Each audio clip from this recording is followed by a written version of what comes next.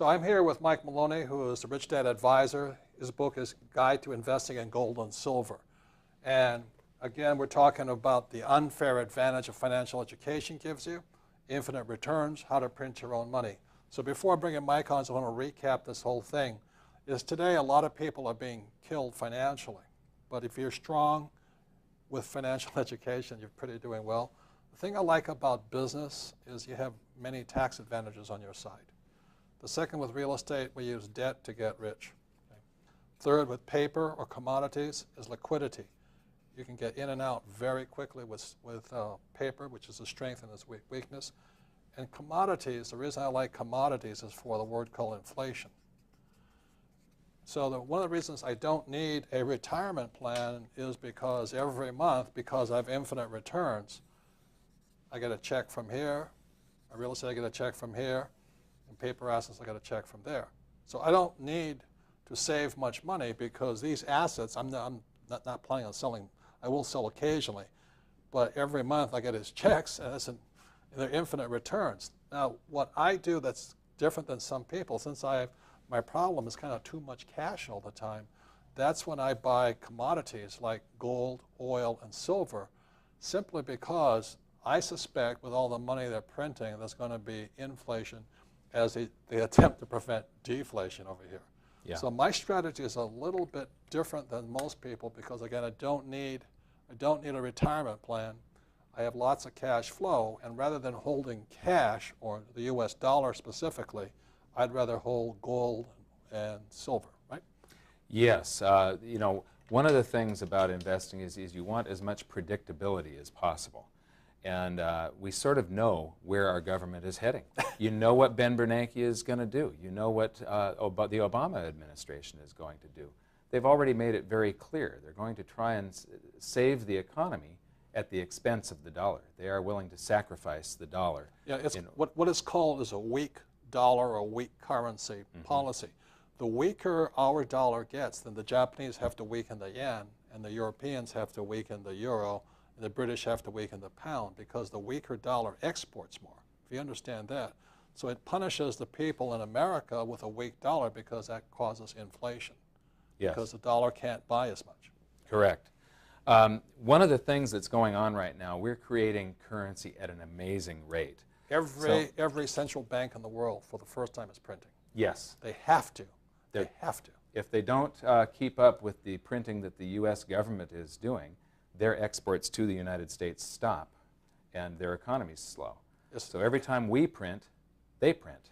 And it's even the Swiss. You know, I was having a drink at the bar in New York 2 nights ago, and I won't mention the name of the bank, name of the person, but he's way up there. He says UBS, you know, the UBS bank, and Credit Suisse, their debt, their default is 10 times bigger than the whole GDP of Switzerland. I mean, the amount this credit bubble is collapsing on them, it is 10 times bigger the entire government, the GDP, the gross domestic product of the entire nation of Switzerland.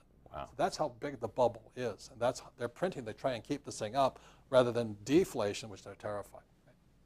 We could have a short-term deflation, but ultimately, it's my belief that there is just no way that this turns out to be permanent deflationary. Ben Bernanke's greatest fear is deflation. What I'm going to show you is something called base money.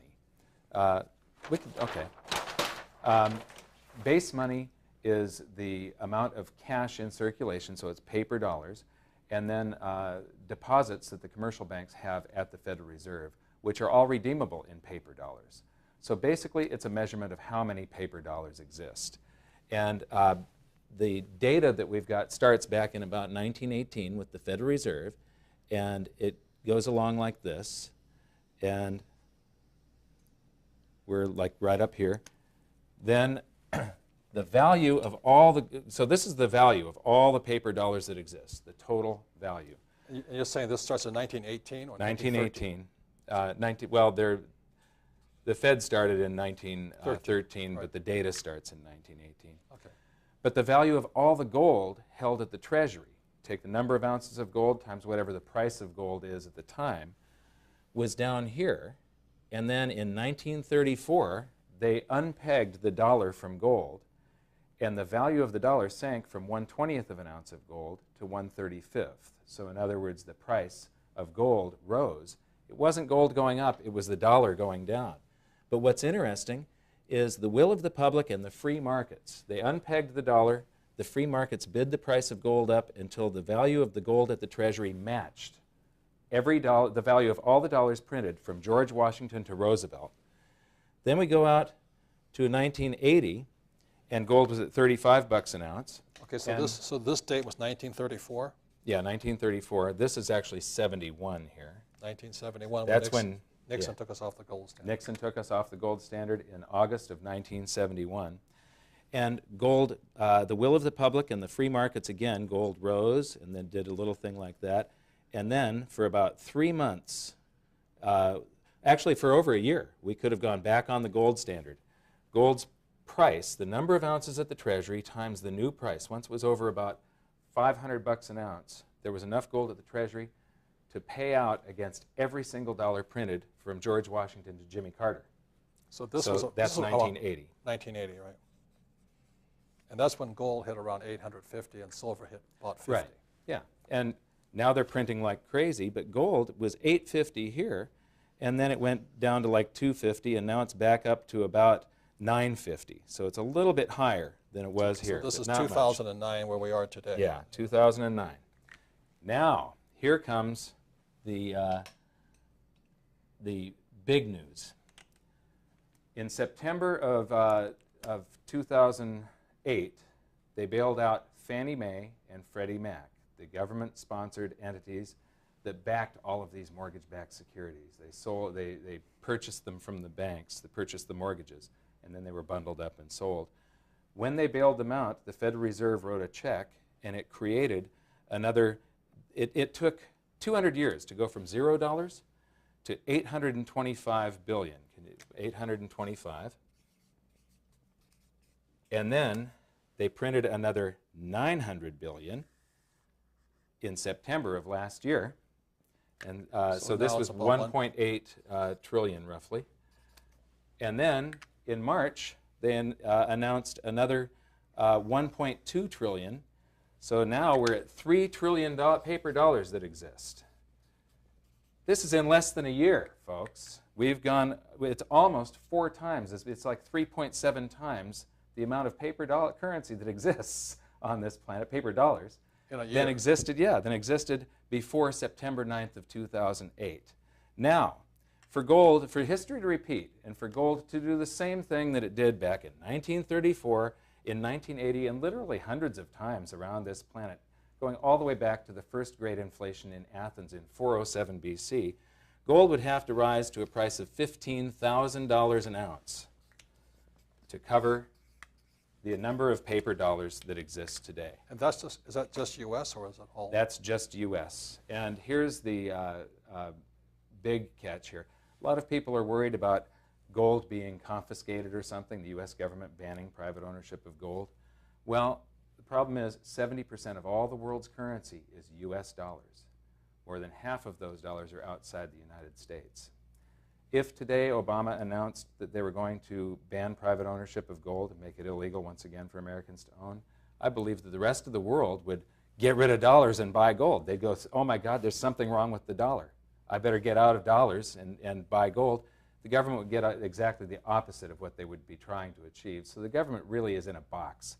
They can't make gold ownership illegal again, and they have no control over it. Yeah, and they can't stop this. If they stop it, the economy is going to collapse. Yeah. So basically, that's where we're at. It goes back again to the start of the Federal Reserve, 1913, 1971, 1980, and this is where we are today.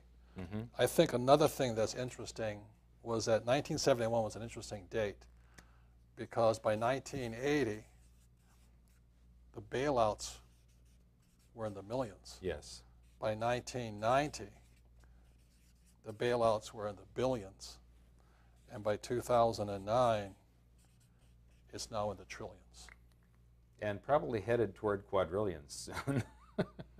So as you know, that, as we've said in Conspiracy of the Rich, every fiat currency, everything that's been printed, ultimately goes to its true value, which is 0. So that's why gold and silver may be the biggest infinite return of it all. Yes, if the paper dollar goes to zero, that means you got infinite returns. Infinite returns. And so there's so many ways you can make money, but again, it's the unfair advantage of having some degree of financial education. And this is the reason we wrote Conspiracy of the Rich, is because this is not our opinion. These are facts right now, and I think we're out of control. And as you read in Conspiracy of the Rich, there's been two kinds of depressions. One was a deflationary one, which was the US, and the second was an inflationary one, which was Germany. And I think we're going to inflation. Yes, and either way, though, what was interesting, this was a deflationary period, yet you had massive gains in the purchasing power of gold. This was an inflationary period. So I think we're in for some amazing times ahead, and you can either be afraid of it or you can put yourself on the right side of things, and this can be the greatest opportunity in your lifetime. Right. This could be the biggest transfer of wealth ever. Yes. This is Mike Maloney's book, Guide to Investing in Gold and Silver. And thank you for being a Rich Dad Advisor. Thank you. Thank you for being part of Conspiracy of the Rich.